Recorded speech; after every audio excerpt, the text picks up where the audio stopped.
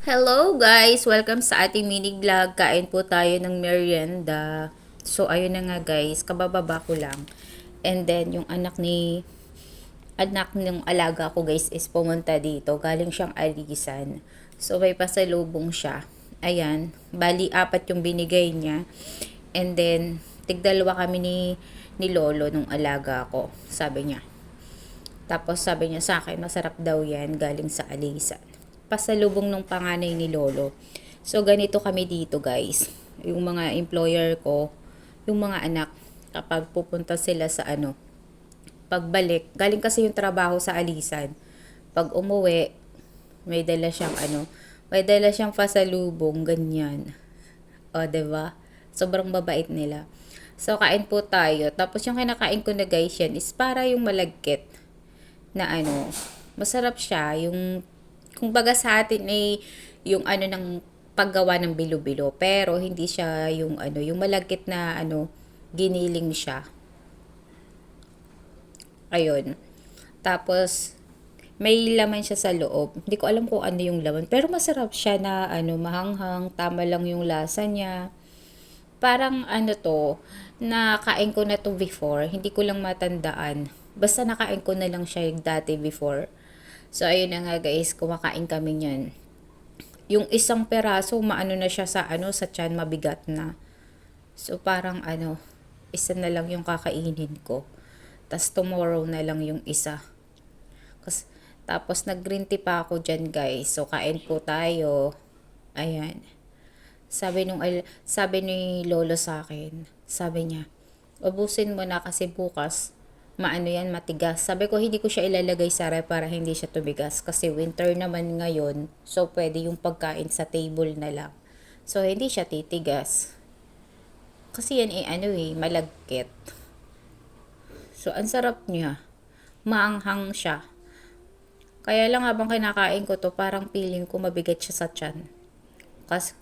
Tapos kapag inubos ko pa yung isa, pag dalawa yung kinain ko, hindi na ako makakain niya ng gabi. So, isa na lang. Pero masarap siya. Maanghang siya. So, yun nga guys, habang kumakain ako.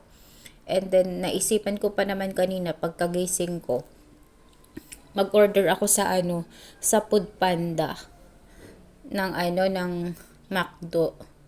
Kaya lang, dumating yung anak ni Lolo. Tas, ayun, dumaan dito sa bahay. Kasi magkapit bahay lang kasi kami nung alaga ko. Yung bahay ng father niya. Tas siya. Malapit lang, magkapit bahay. So, ayun, nung nakita niya yung na-open dito sa gate pa. Ayun, nagbigay siya ng merienda sa amin. Tas, bibigyan din niya yung kapatid niya nasa kabila, yung employer ko nasa Sansan.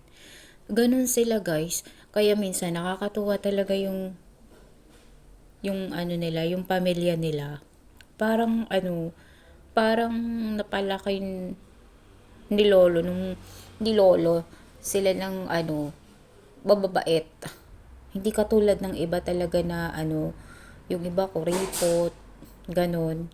Pero sila hindi. Kahit saan, paglalabas kami or kakain kami sa labas, parang lang, pantay-pantay lang kung magtrato. Hindi katulad ng iba na madamot sa pagkain, gato ganyan. Dito sa employer ko guys, lahat ng prutas makakain mo kasi lahat nila pinoprovide, binibigay ng bunso. Tapos kahapon, meron kaming paypay.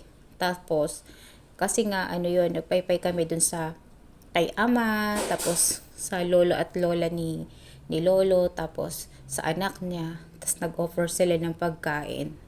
So, yun yung tanghalian namin. And then, hindi ako nagluto. Ang dami naming leftover. And then, yung mga prutas, dito lang, dito lang sa amin. Tapos, hindi na binalik dun sa bahay nung anak niya na bunso. Iniwan niya na dito sa bahay. So, ayun. Kaya ang dami namin pagkain. Hindi talaga ako mamamayat. Kaya minsan, nagda-diet ako pero hindi ko talaga kaya. Paborito ko kasi yung grapes. Ay, may grapes pa kaming binili before. So, hindi